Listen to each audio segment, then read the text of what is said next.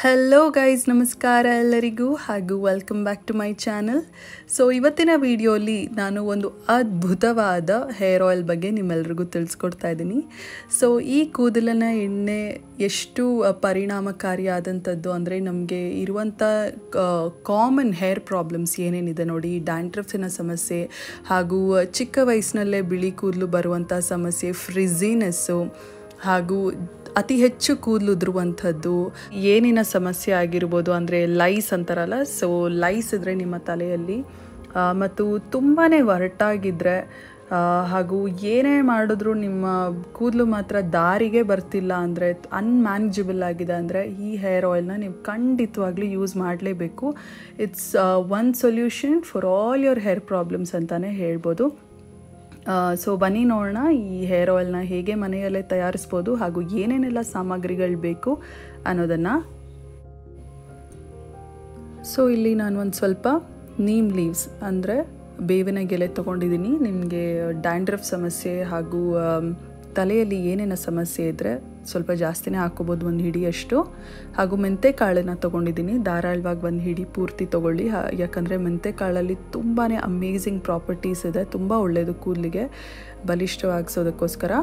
ಮತ್ತು ಇಲ್ಲಿ ಕರಿ ಲೀವ್ಸ್ ಅಂದರೆ ಕರಿಬೇವಿನ ಎಲೆಗಳು ತೊಗೊಂಡಿದ್ದೀನಿ. ಕೂದಲು ಕಪ್ಪಾಗೋದಕ್ಕೆ ತುಂಬಾ ಹೆಲ್ಪ್ ಮಾಡುತ್ತೆ ಕರಿಬೇವು. ಒಂದು 2 ಹಿಡಿಯಷ್ಟು, ಸ್ವಲ್ಪ ಜಾಸ್ತಿನಾದರೂ ಪರವಾಗಿಲ್ಲ ತೊಗೊಳ್ಳಿ. ಹಾಗೂ ಇಲ್ಲಿ 1 full table spoon castor oil. ಇದು ಪ್ಯೂರ್ ಹರಳೆಣ್ಣೆ, ತುಂಬಾ ಒಳ್ಳೆಯದು ಕೂದಲಿಗೆ ಕಪ್ಪಾಗಿಸೋದಕ್ಕೆ ಹಾಗೂ ಕೂದಲು ಉದುರುವ ಸಮಸ್ಯೆ ದೂರ ಮಾಡುತ್ತೆ. ಹಾಗೂ ಇಲ್ಲಿ ವರ್ಜಿನ್ ಕೋಕೋನಟ್ ಆಯಿಲ್ ಅಂದರೆ ಪ್ಯೂರ್ ಕೋಕೋನಟ್ ಆಯಿಲ್, ಇದು ಯಾವುದೇ ರೀತಿಯಾದಂಥ ಪ್ರಿಸರ್ವೇಟಿವ್ಸು ಇಲ್ಲ. ಹಾಗೂ ಇಲ್ಲಿ ಒಂದು ಕಡಾಯಿನ ತೊಗೊಂಡಿದ್ದೀನಿ, ಬಾಣಲಿನ. ಹಾಗೂ ಬಾಣಲಿ ಸ್ವಲ್ಪ ಬಿಸಿಯಾದ ನಂತರ ಕೊಬ್ಬರಿ ಎಣ್ಣೆ ಹಾಗೂ ಹರಳೆಣ್ಣೆ 2 ಕೂಡ ಒಟ್ಟಿಗೆ ಹಾಕ್ಕೊಳ್ತಾ ಇದ್ದೀನಿ. ಹಾಗೂ ತುಂಬ ಕಾಯಿಸೋದಕ್ಕೆ ಹೋಗಬೇಡಿ ಎಣ್ಣೆ, ಯಾಕಂದರೆ ಸಾಮಗ್ರಿಗಳನ್ನ ಹಾಕಿದ ಕೂಡಲೇ ಸೀದೋಗೋ ಚಾನ್ಸಸ್ ಇರುತ್ತೆ. ನಾವು ತುಂಬ ನಿಧಾನವಾಗಿ ಈ ಎಲೆಗಳನ್ನ ಹಾಗೂ ಮೆಂತೆಕಾಳನ್ನ ಎಣ್ಣೆಯಲ್ಲಿ ಚೆನ್ನಾಗಿ ಬೇಯಿಸ್ಕೊಳ್ಬೇಕಾಗತ್ತೆ, ಅದಕ್ಕೋಸ್ಕರ. ಸೊ ಒಂದು ಸ್ವಲ್ಪ ಹೀಟ್ ಆಗಿದ ನಂತರ ನಾವು ಇದರಲ್ಲಿರೋ ಎಲ್ಲ ಸಾಮಗ್ರಿಗಳನ್ನ ಹಾಕ್ತಾಯಿದ್ದೀನಿ. ಸೊ ನೀವು ಈ ಡೈರೆಕ್ಟಾಗಿ ಹಾಕೋದಕ್ಕಿಂತ ರುಬ್ಬಿ ಕೂಡ ಹಾಕ್ಕೋಬೋದು. ಅಂದರೆ ಬೇವಿನ ಎಲೆ, ಕರಿಬೇವು ಹಾಗೂ ಮೆಂತೆ ಇದು 3 ಕೂಡ ಸ್ವಲ್ಪ ಪೌಡರ್ ಮಾಡಿ ಕೂಡ ಹಾಕ್ಬೋದು. ಇನ್ನು ಬೇಗ ನಮಗೆ ಎಣ್ಣೆ ತಯಾರು ಮಾಡೋದಕ್ಕೆ ಈಸಿ ಆಗುತ್ತೆ ಮತ್ತು ತುಂಬ ಈಸಿಯಾಗಿ ಕೂಡ ಅದರಲ್ಲಿರೋ ಅಂಶಗಳೆಲ್ಲ ಎಣ್ಣೆ ಹೀರ್ಕೊಳ್ಳುತ್ತೆ. ಸೊ ಹೀಗೂ ಕೂಡ ಮಾಡ್ಬೋದು, ನೋ ಪ್ರಾಬ್ಲಮ್. ಸೊ ಇಲ್ಲಿ ನಾನು ಮೀಡಿಯಮ್ಕಿಂತ ತುಂಬ ಕಡಿಮೆ ಫ್ಲೇಮಲ್ಲೇ ಇಟ್ಕೊಂಡು ತಿರುಗಿಸ್ತಾ ಇದ್ದೀನಿ. ನೊರೆ ಬರೋದಕ್ಕೆ ಶುರು ಆಗುತ್ತೆ, ಯಾಕಂದರೆ ಇದರಲ್ಲಿ ಹರಳೆಣ್ಣೆ ಹಾಗೂ ಬೇವಿನ ಸೊಪ್ಪು ಹಾಕಿರೋದ್ರಿಂದ ಒಳ್ಳೆ ಘಮ ಅಂದರೆ ಒಳ್ಳೆ ಪರಿಮಳ ಬರೋದು ಕೂಡ ಶುರು ಆಗುತ್ತೆ. ಸೊ ಇದು ಹೀಟ್ ಆಗ್ತಾ ಆಗ್ತಾ ಸಿಡಿಯೋದಕ್ಕೆ ಶುರು ಆಗುತ್ತೆ. ಸೊ ಇದೆಲ್ಲ ಸಿಡಿದಿದ ನಂತರ ಅದಾಗದೆ ಸಿಡಿಯೋದು ಕೂಡ ಸ್ಟಾಪ್ ಆಗುತ್ತೆ. ನೀವು ನೋಡ್ಬೋದು ಫ್ಲೇಮ್ ಎಷ್ಟು ನಿಧಾನಕ್ಕೆ ಇಟ್ಕೊಂಡಿದ್ದೀನಿ ಅಂತ. ಈಗ ಇಲ್ಲಿ ಒಂದು 15ರಿಂದ 20 ನಿಮಿಷ ಆಗಿದೆ, ತುಂಬ ಸಿಮ್ಮಲ್ಲಿದೆ ಫ್ಲೇಮು. ನೀವು ನೋಡ್ಬೋದು ಎಣ್ಣೆ ಒಳ್ಳೆ ಕಲರ್ ಕೂಡ ಬಂದಿದೆ, ಡಾರ್ಕ್ ಗ್ರೀನ್ ಆಗುತ್ತೆ. ಸೊ ಇದನ್ನು ನಾನು ಹೀಗೆ 1 ಅವರ್ ಪೂರ್ತಿ ಮುಚ್ಚಿ ಹಾಗೆ ಇಟ್ಬಿಡ್ತೀನಿ, ಫ್ಲೇಮ್ ಆಫ್ ಮಾಡಿ. ಸೊ ಆವಾಗ ಅಂಶಗಳೇನಿದೆ ನೋಡಿ ಬೇವಿನ ಎಲೆದೆಲ್ಲ ಚೆನ್ನಾಗಿ ಹೀರ್ಕೊಳ್ಳುತ್ತೆ. ಸೊ ಈ ಒಂದು ಸೀನು ನಾನು ಆ್ಯಕ್ಚುಲಿ ಎಣ್ಣೆ ಮುಚ್ಚಿ ಇಟ್ನಲ್ಲ 1 ಅವರು, ಆವಾಗ ಇದು ಕ್ಯಾಪ್ಚರ್ ಆಗಿದ್ದಂಥದ್ದು, ತುಂಬ ಅದ್ಭುತವಾಗಿತ್ತು.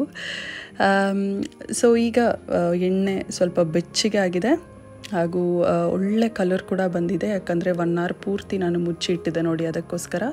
ಇದನ್ನು ನಾನು ಕ್ಲೀನಾಗಿ ಫಿಲ್ಟರ್ ಮಾಡಿಕೊಂಡು ಒಂದು ಗ್ಲಾಸ್ ಕಂಟೈನರಲ್ಲಿ ಸ್ಟೋರ್ ಮಾಡ್ಕೊಳ್ತಾ ಇದ್ದೀನಿ. ಸೊ ಇದನ್ನು ನೀವು ತಿಂಗಳಾನ್ಗಟ್ಟಲೆ ಇಟ್ಕೋಬೋದು, like 1 or 2 months, no problem, room ಟೆಂಪ್ರೇಚರಲ್ಲಿ. ಹಾಗೂ ಇದನ್ನು ಕೂದಲಿನ ಸ್ಕ್ಯಾಲ್ಪ್ಗೆ ಹಾಗೂ ಬುಡಕ್ಕೆ ಹಾಕಿ ಒಂದು 10 ನಿಮಿಷ ಚೆನ್ನಾಗಿ ಮಸಾಜ್ ಮಾಡ್ಕೊಳ್ಳಿ. ಹಾಗೂ ಓವರ್ ನೈಟ್ ಬಿಡ್ಬೋದು. ನಿಮಗೆ ತಲೆಯಲ್ಲಿ ತುಂಬ ಡ್ಯಾಂಡ್ರಫು ಹಾಗೂ ತಲೆಯಲ್ಲಿ ಏನೇನು ಸಮಸ್ಯೆ ಏನಾದರೂ ಇದ್ದರೆ ಓವರ್ ನೈಟ್ ಅಂದರೆ ರಾತ್ರಿ ಫುಲ್ ಬಿಟ್ಟು ಬೆಳಗ್ಗೆ ಎದ್ದು ಹೇರ್ ವಾಶ್ ಮಾಡ್ಕೋಬೋದು. ಹಾಗೂ ಇದನ್ನು ವಾರಕ್ಕೆ ಒಂದು 2 ಸರಿ ಯೂಸ್ ಮಾಡಿ. ಟೈಮ್ ಕಡಿಮೆ ಇದ್ದರೆ ಒಂದು 4 ಅವರ್ ಮುಂಚೆ, ತಲೆಗೆ ಸ್ನಾನ ಮಾಡೋಕ್ಕಿಂತ ಮುಂಚೆ ಯೂಸ್ ಮಾಡಿ ಚೆನ್ನಾಗಿ ಮಸಾಜ್ ಮಾಡಿ ಆಮೇಲೆ ಹೇರ್ ವಾಶ್ ಮಾಡ್ಕೋಬೋದು. ಒಳ್ಳೆ ರಿಸಲ್ಟ್ ಬರುತ್ತೆ.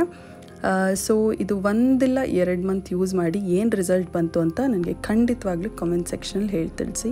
ಸೊ ನಮ್ಮ ಚಾನಲ್ಗೆ ಇನ್ನೂ ಸಬ್ಸ್ಕ್ರೈಬ್ ಮಾಡಿಲ್ಲ ಅಂದರೆ ಬೇಗ ಸಬ್ಸ್ಕ್ರೈಬ್ ಮಾಡಿ ಹಾಗೂ ಬೆಲ್ ಐಕಾನ ಕ್ಲಿಕ್ ಮಾಡಿ. ಹೀಗೆ ಮಾಡೋದ್ರಿಂದ ನಾನು ಮಾಡೋ ಎಲ್ಲ ವೀಡಿಯೋಸ್ ನಿಮಗೆ ಕ್ವಿಕ್ಕಾಗಿ ನೋಟಿಫಿಕೇಷನಾಗಿ ಸಿಗುತ್ತೆ. ಸೊ ಮತ್ತೊಂದು ವೀಡಿಯೋಲಿ ನಾನು ನಿಮ್ಮೆಲ್ಲರಿಗೂ ಸಿಗ್ತೀನಿ. Until then take care and bye bye.